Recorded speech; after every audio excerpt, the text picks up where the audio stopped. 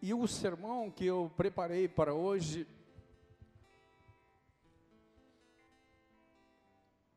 ele vai nos falar sobre as expectativas de Emaús. A igreja tem tido temas muito interessante para a nossa vida, muito edificante para a nossa vida. Os pastores têm falado muito sobre família, sobre a nossa conduta de vida. Os últimos sermões do pastor Márcio têm falado sobre unidade, que também é importante, faz parte. E tantos outros sermões, né, que já viemos aí acompanhando. Eu lembro que o ano passado, na Super Rede, né, nós tivemos uma Super Rede que eu fui assistir na Cruzadas, onde o pastor Daniel falou sobre constância. Quem assistiu lembra disso. Por que eu estou falando isso? Porque o tema do nosso sermão, expectativas em Emaús. Talvez falte muitas vezes para nós constância. Talvez falte para nós unidade. E o interessante é que, acho que está aqui no telão, essa imagem, Jesus caminhando com os discípulos, é isso? Não consigo ver daqui. Essa imagem me chamou muito a atenção, foi uma das imagens mais bonitas que eu achei, que eu encontrei para colocar nessa pregação. E os dois discípulos de Emaús, aqui Lucas escreve nas suas últimas narrativas sobre o sofrimento, sobre a morte e crucificação de Jesus. E ele nos fala que no domingo, no terceiro dia, foram visitar o túmulo e Jesus não estava mais. Ele havia ressuscitado. E muita gente não acreditou nisso. Porque lhes faltou constância, porque lhes faltou unidade. Então, estou tentando colocar todos esses sermões que nós vamos acompanhando na nossa igreja, ou até mesmo fora dela. E eu gostaria que você abrisse a sua Bíblia para que pudéssemos ler um pouquinho sobre a palavra de Deus, que está lá em Lucas 24, versículo 13.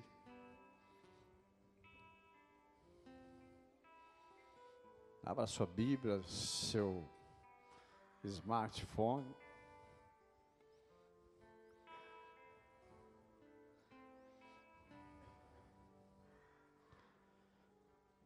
Então, após ter acontecido morte e ressurreição de Cristo, e todos nós sabemos por que aconteceu isso, para que Ele viesse nos livrar dos nossos pecados, morresse por nós, sofresse por nós,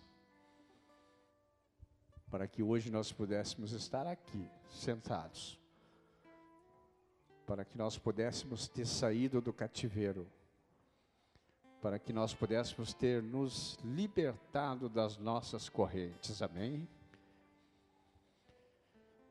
Então Lucas 24, 13, ele começa assim: eis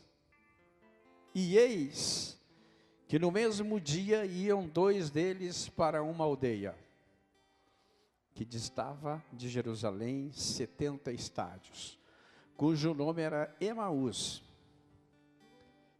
E iam conversando, e iam entre si todas aquelas, e viam Iam falando entre si todas aquelas coisas que haviam se sucedido. E aconteceu que, indo eles, falando entre si, perguntando-se um ao outro, o próprio Jesus se aproximou e ia com eles. E lhes disse: que palavras são essas que caminhando trocais entre vós, e por que estáis triste? Respondendo um deles, cujo nome era Cleopas: tu não sabes o que aconteceu? Tu não sabes o que está passando, o que aconteceu ultimamente na cidade de Jerusalém?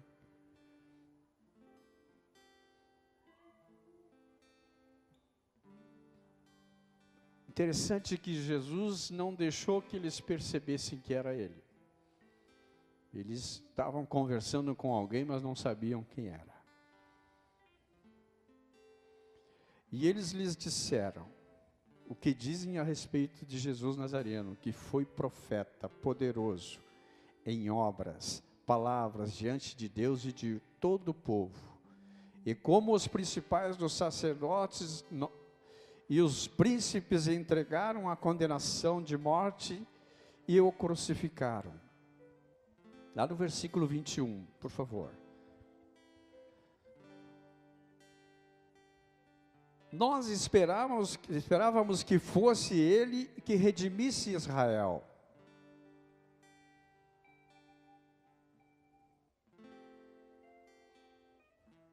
Que pergunta, né? Aí nós ficamos nos questionando qual era a dúvida desses dois discípulos. Ali no 22, ainda que também algumas mulheres dentre nós nos maravilharam, as quais na madrugada foram ao sepulcro e não achando o seu corpo, voltaram dizendo que também tinham visto uma visão de anjos que diziam que ele vive. Alguns dos que estão conosco foram ao sepulcro e acharam ser como as mulheres haviam dito, porém ele não os viram. No versículo 25, e ele lhes disse: nécios e tardos de coração, para crerem em tudo que os profetas disseram. Porventura não convinha que Cristo padecesse essas coisas e entrasse na sua glória? E começando por Moisés e por todos os profetas, explicavam-lhes em todas as escrituras o que dele estava escrito. E chegaram à aldeia para onde iam, e ele fez com quem ia para mais longe. E eles constrangeram, dizendo: fica conosco, porque já é tarde e já declinou o dia. E entrou para ficar com eles. E acontecendo que, à mesa, tomando o pão, abençoou e partiu e deu a eles. Aí abriram-se-lhe os olhos. Então os olhos o reconheceram, e ele desapareceu. E disseram um para o outro: porventura não ardia em nosso coração quando pelo caminho nos falavas e quando nos abrias as escrituras?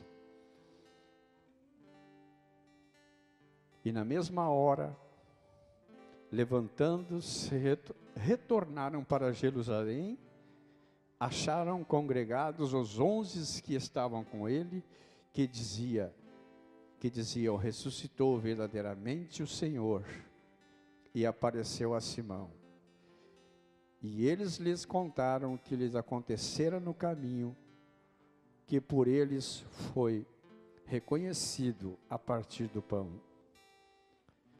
E falando ele dessas coisas, o próprio Jesus se apresentou no meio deles e disse-lhes: paz seja convosco.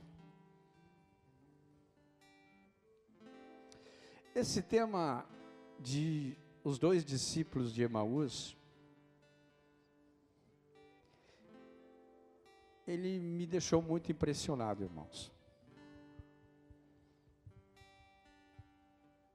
Emaús significa Amate em hebraico. E Amate quer dizer rios de água viva. Ou melhor, rios de água quente. Jesus havia sido crucificado na sexta-feira. E já havia 3 dias desde a morte, após a ressurreição.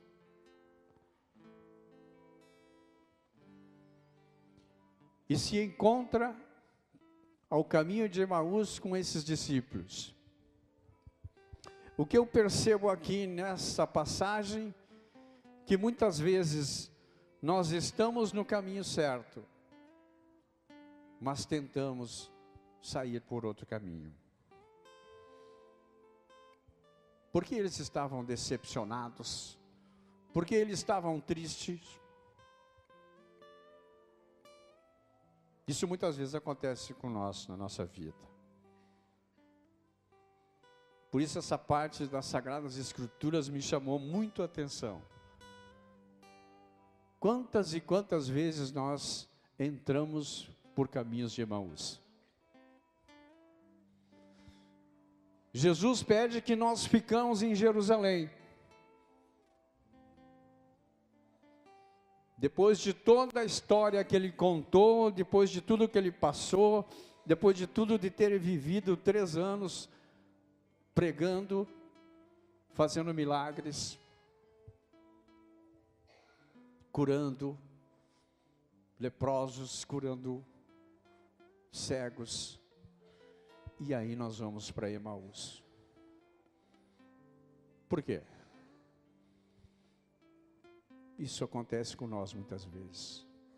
Quando Jesus pede que nós ficamos em Jerusalém, não, nós voltamos para os caminhos de Emaús. É assim que acontece muitas vezes.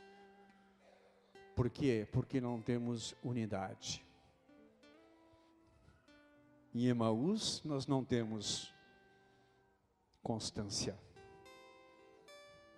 Tudo isso que precisa para a nossa vida, tudo isso que nós devemos exercitar no dia a dia, nós deixamos de lado. E a nossa tendência é ir para Emaús.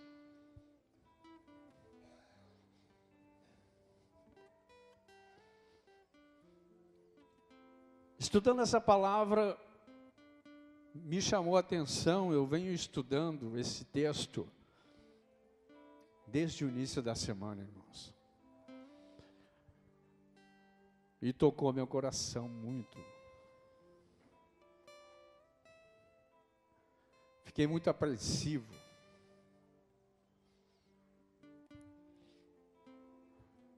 E consegui procurei a fazer algumas razões pelas quais nós saímos de Jerusalém, aonde Jesus pediu para nós ficar. E comecei a procurar as razões disso, né? Por quê? A primeira coisa que chama a atenção aqui é que eles estavam indo para um lugar, sendo que deveriam estar em Jerusalém. Como eu tinha dito, na língua hebraica, Emaús, Amate, significa fonte de águas quentes. E Jesus pediu que nós ficássemos nas fontes de águas vivas. Se você voltar um pouquinho na sua Bíblia,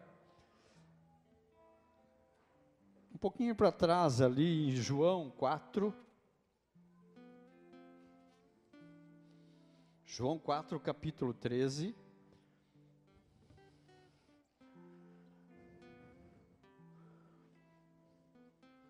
João 4, capítulo 13.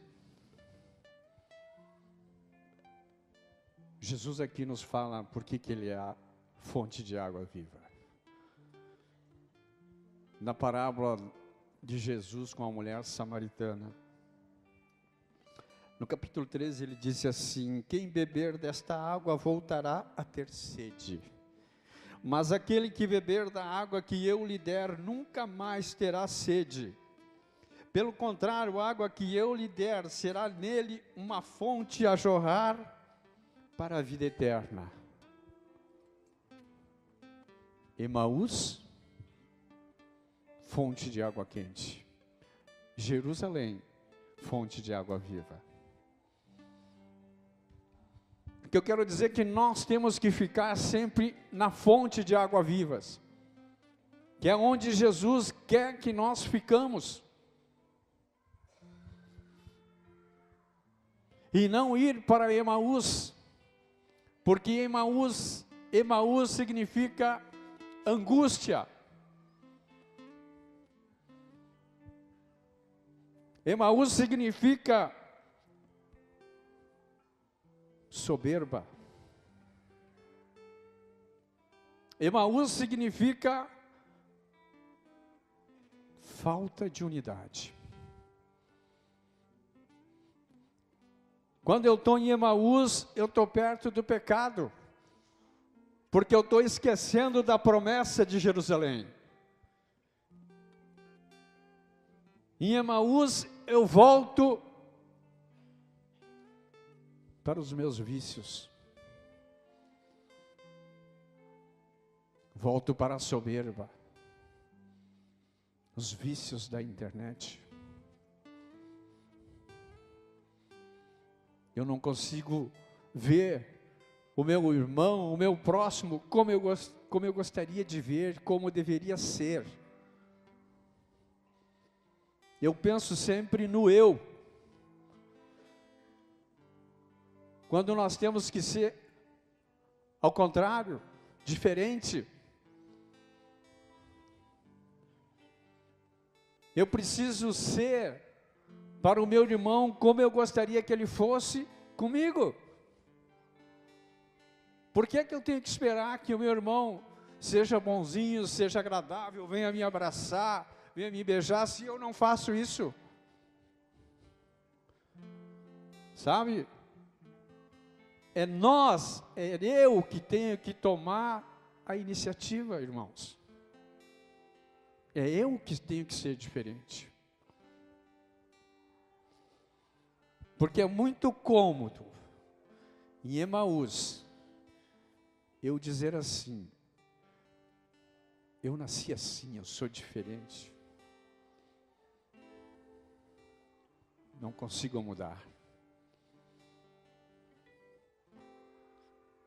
As pessoas vão ter que me aguentar assim. Isso é viver em Emaús. Olhar para o teu próximo de forma diferente, achar que tu é melhor que ele, que tu faz coisas melhores, que eu sou mais inteligente. Emaús, caminho de angústia. Não.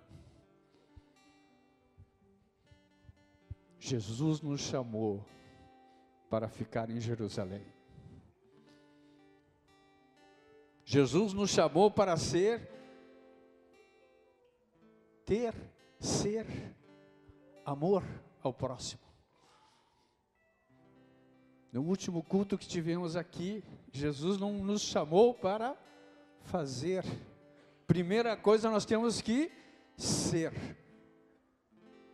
Porque sendo, eu consigo fazer.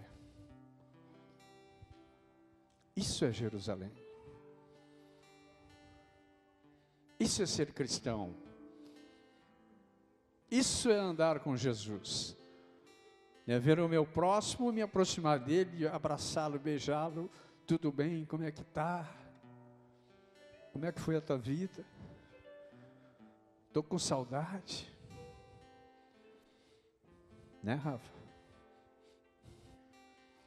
Eu disse para o Rafael hoje: eu estou com saudade de ti, cara. de vocês, mas o Rafael estava doente, passou aí por uma probleminha de barriga, né?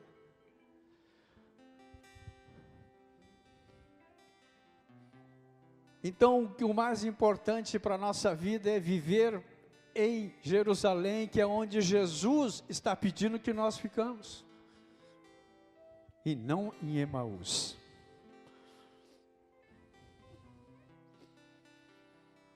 Um outro ponto que eu entendi que devia compartilhar com a igreja é que coloquei aqui: não conhecemos a Jesus. Eles andaram 3 anos com Jesus, ouviram todas as promessas de cura, viram todas as promessas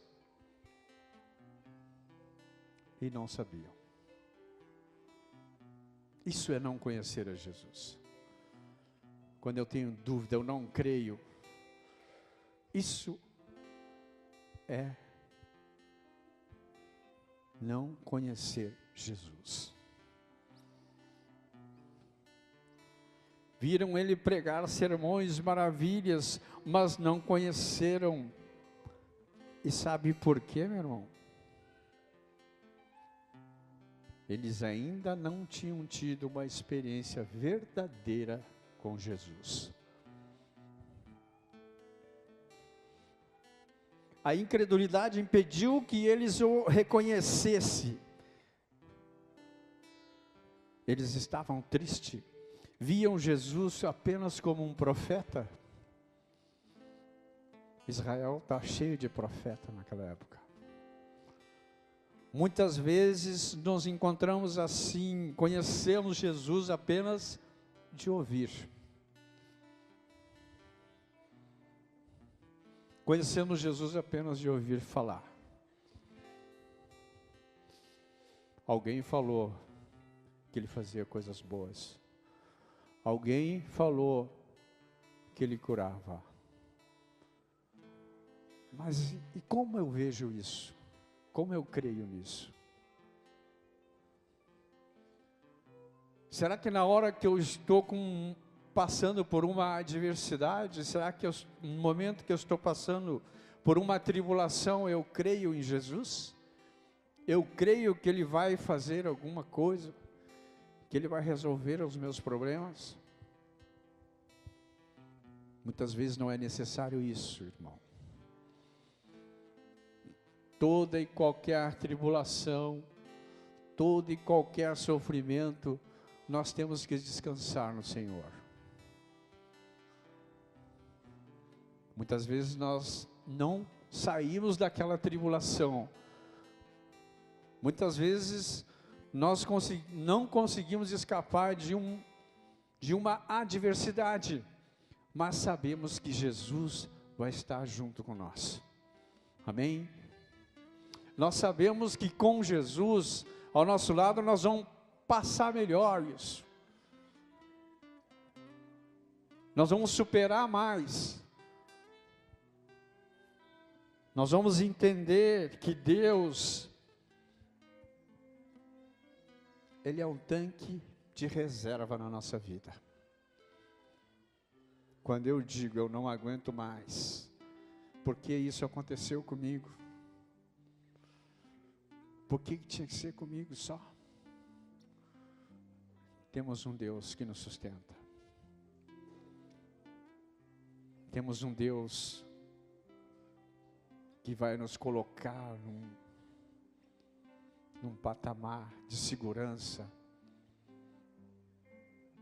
que vai nos proteger,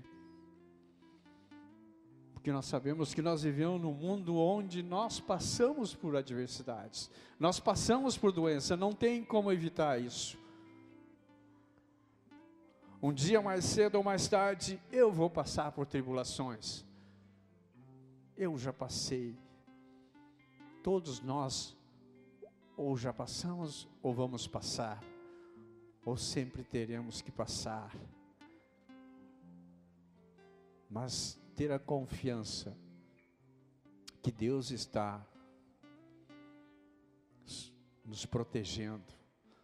Deus está nos acalentando para que possamos ter mais força para superar isso. Aleluia.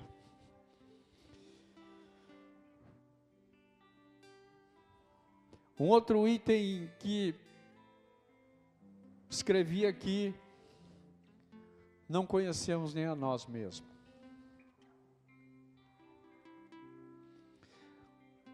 Quando esses discípulos responderam à pergunta de Jesus sobre o que estavam conversando, eles demonstraram que além de não o conhecerem, também não se conheciam. Ainda não tinham entendido que Jesus morreu pelos nossos pecados e de toda a humanidade. Sabe, meu irmão, muitas vezes nosso maior erro é não reconhecer realmente como somos. Não mudamos as nossas atitudes. Não mudamos a maneira de nos relacionarmos. Quando deveríamos tomar as atitudes corretas. Tomar as atitudes que nós gostaríamos que os outros tomassem em relação a nós.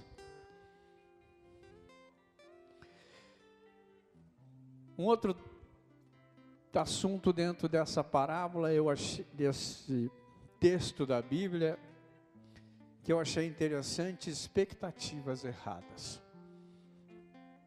Aqueles dois homens depositaram suas esperanças em algo que Jesus não veio fazer. O que era isso? O que Jesus não veio fazer?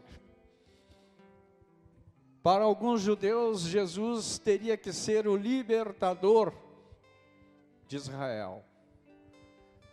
Era ele que ia depor os imperadores, era ele que ia governar, era ele que ia ser o substituto dos reis.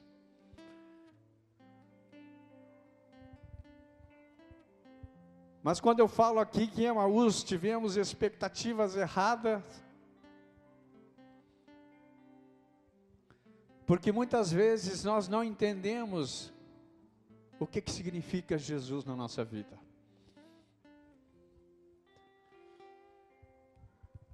Jesus é para nos dar uma casa nova?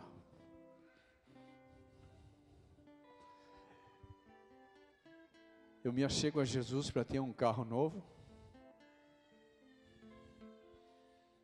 Eu me achego a Jesus simplesmente para Ele me curar de uma doença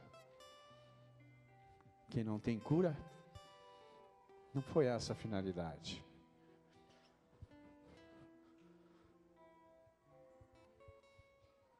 E uma outra coisa errada dentro dos judeus foi que tinha uma crença de que a alma deixava o corpo no terceiro dia. Totalmente errado. A alma deixava o corpo no terceiro dia, ou seja, se algo não tinha acontecido até aquele momento, então não ia acontecer mais. Expectativa errada. Muitas vezes buscamos a Deus, não pelo que Ele é, mas porque queremos resolução de nossos problemas. Queremos restaurar nosso casamento, queremos comprar coisas novas, queremos ter tudo que nos falta, ter os nossos sonhos. Mas é para isso que Jesus veio a esse mundo? Não, não é para isso.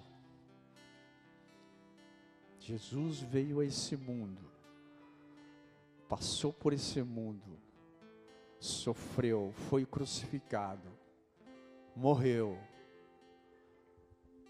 para que nós pudéssemos ser salvos, para que nós pudéssemos ter vida eterna com Cristo. Para que nós pudéssemos hoje estar aqui, agora, vamos falar de nós aqui na igreja. Se nós olharmos para trás da nossa história, quem sabe nós não estaríamos aqui hoje.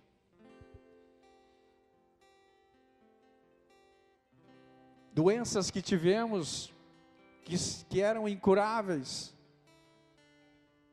talvez teriam nos matado. Acidentes, talvez não tivéssemos escapado. E você está aqui. Eu estou aqui. Porque Jesus morreu pelos nossos pecados. Amém? Porque Jesus morreu pelos nossos pecados.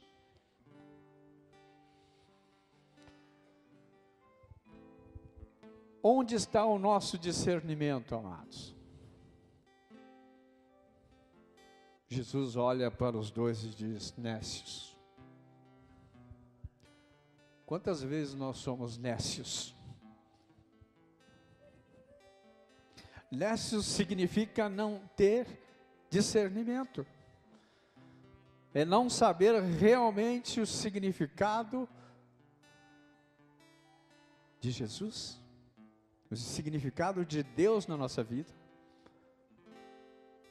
Ó nécios.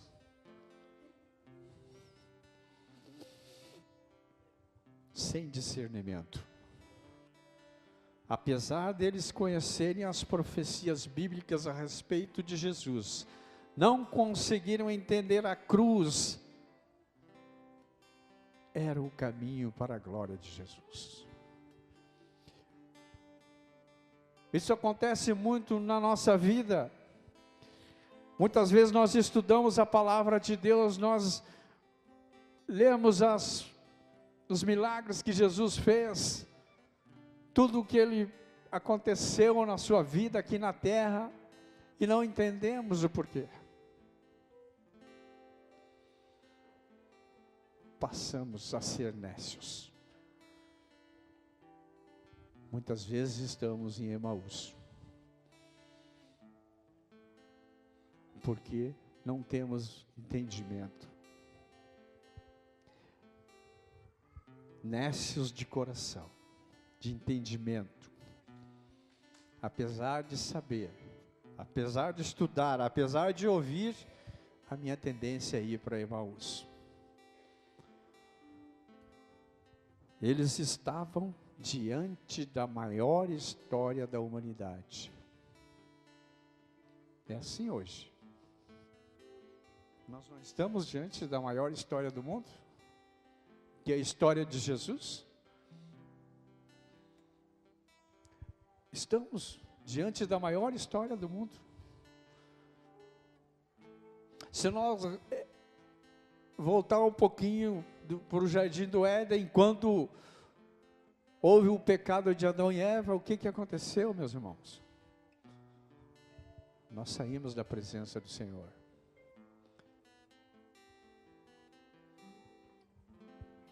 E Deus, com a sua sabedoria, com o seu amor, que Ele é infinito, Ele tenta voltar para a sua criatura. Ele quer te resgatar. Ele quer dizer: filho, volta. Saia desse caminho. Volte para Deus. Volta para os princípios que aprendemos na Bíblia. Os princípios que estão dentro do Evangelho, temos que voltar. Não podemos uma hora estar em Jerusalém e outra hora em Emaús. Sabe? Um cristão tipo eletrocardiograma. Temos que sair de Emaús. Temos que ficar na presença de Deus em Jerusalém.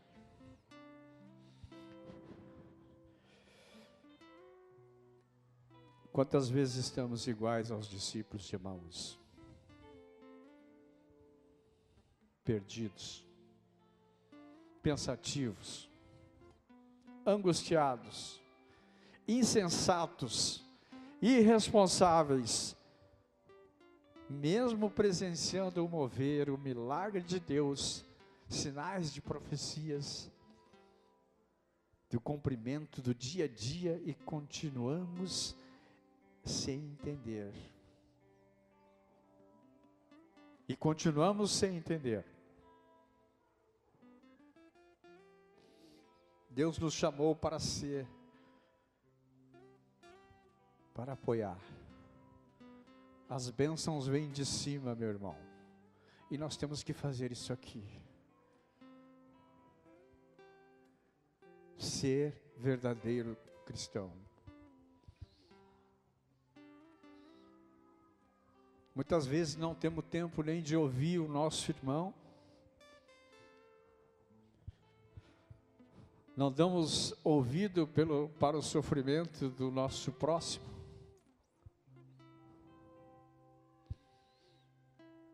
Ser cristão é estar apoiando, estar ouvindo. Ah, mas eu não sei fazer, eu não sei ouvir, eu não sei o que dizer. Não, nós sabemos. Nós sabemos.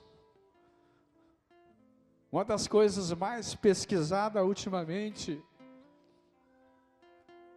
é a forma como nós ajudamos o nosso próximo. Nem que seja para estar ao lado dele, para ouvi-lo, para abraçá-lo. Então eu não posso dizer que eu não sei saber, não sei fazer nada. Todo mundo sabe fazer alguma coisa. Não é o fulano que fez uma faculdade, não é o fulano que é técnico, não é o fulano que fez um curso de especialização, sabe mais. Não, não, não. Todo mundo pode ajudar o próximo. E a melhor coisa de ajudar o próximo, muitas vezes, meu irmão, não é dizer para ele: faz isso que tu tem que fazer, sai daqui, vai para lá, para de fazer coisa errada. Não. Às vezes você tem que ouvir, escutar. É a melhor coisa. Deus deu 2 ouvidos e uma boca para que você possa ouvir. Quando eu me sento ao lado de alguém que está em sofrimento, quando ele fala das suas coisas, das suas adversidades, não sou eu que estou curando, é a bênção de Deus que está agindo sobre mim, e esse irmão começa a ser curado. É assim que funciona. Não devo achar que eu tenho o poder da cura, de tirar alguém do sofrimento. Não. Assim como agora eu estou aqui falando para vocês, não posso achar que eu tenho poder para induzir na cabeça de vocês o que temos que fazer. Mas é o Espírito Santo que faz. É Deus é quem faz. Amém?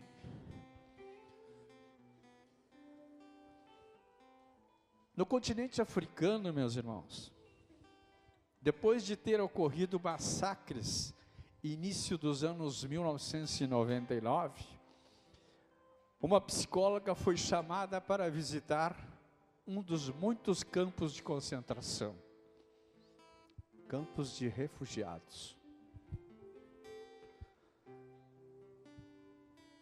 Tanzânia, em Ruanda, continente africano. Chamaram essa psicóloga porque as pessoas não conseguiam mais dormir durante a noite.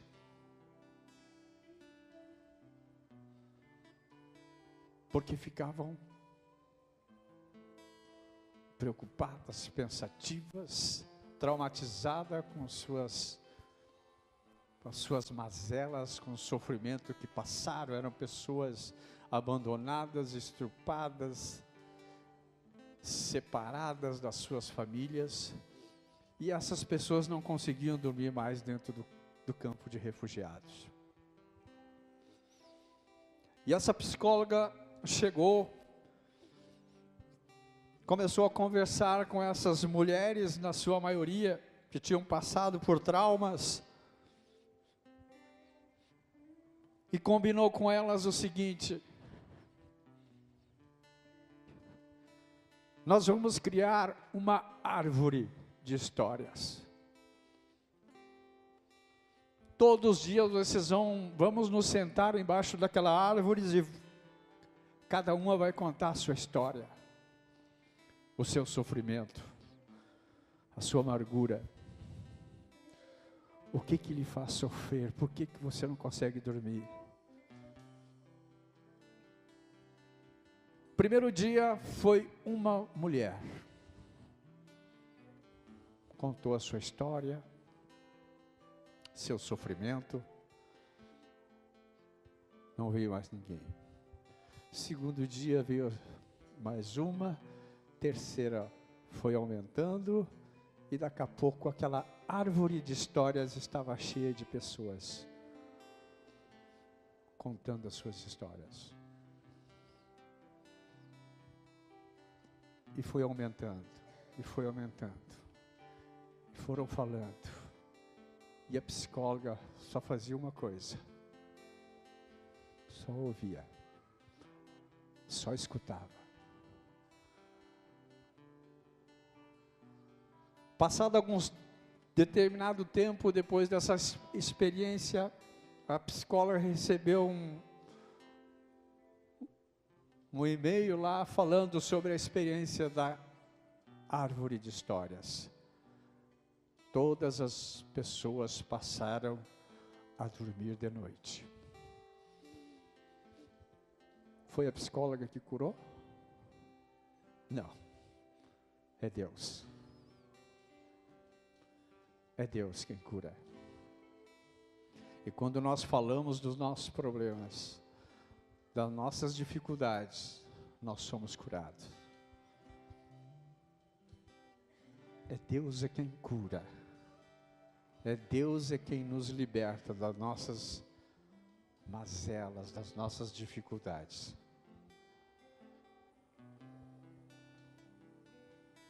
O que nós aprendemos com isso, meu irmão? Nós podemos ouvir. Nós podemos escutar as expectativas das pessoas. Que dentro do seu sofrimento elas estão em Emaús. Alguém tem que chegar como Jerusalém. Alguém tem que chegar. Nem que seja para ouvi-las.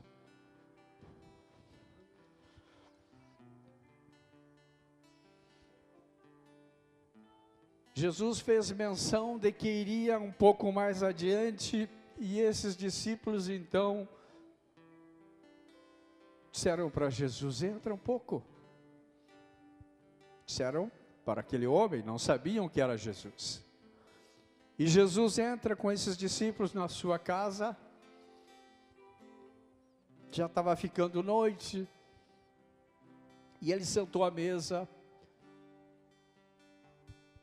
Abriu, pegou o pão, partiu o pão, abençoou o pão. Só então é que os discípulos se deram conta. É Jesus.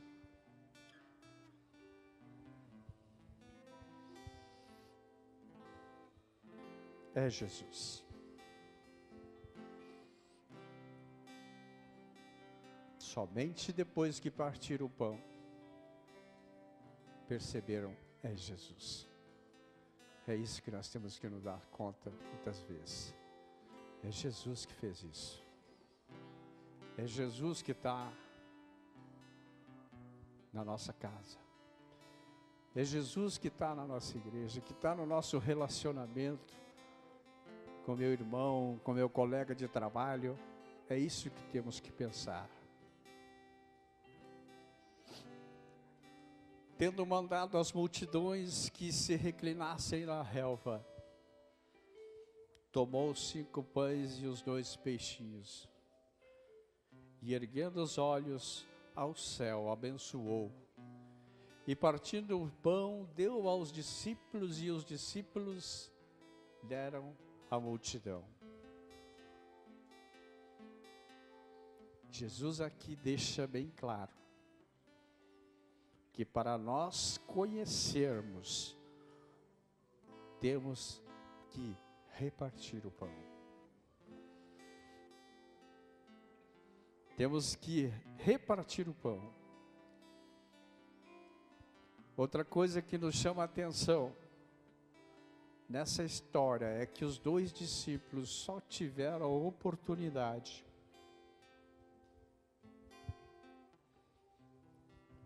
de sair do caminho de Emaús, de esclarecer as suas expectativas, somente depois que tiveram algumas atitudes.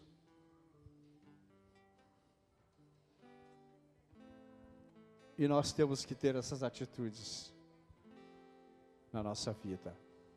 Nós precisamos sair de Emaús, nós precisamos ficar em Jerusalém. E a atitude que devemos ter na nossa vida é convidar Jesus para cear conosco. É convidar Jesus para repartir o pão na nossa mesa. É dizer para Ele: eu quero fazer parte da tua ceia, Deus.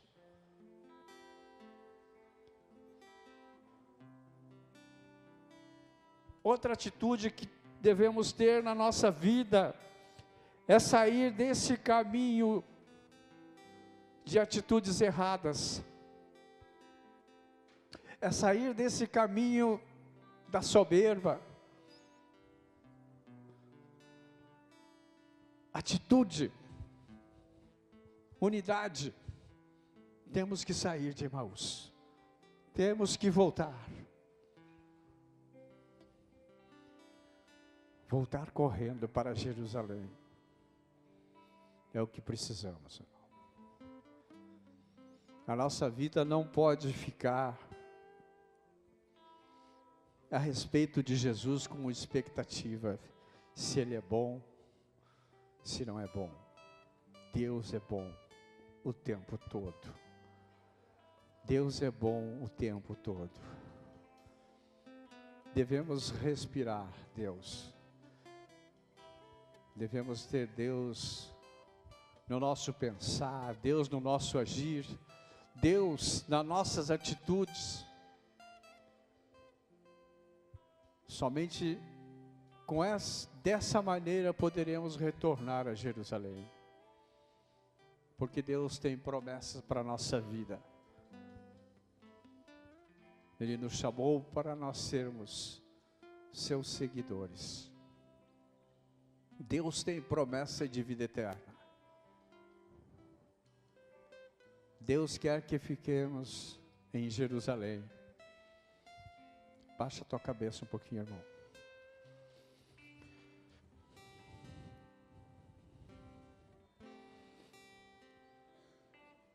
Não quero mais ficar no caminho de Emaús.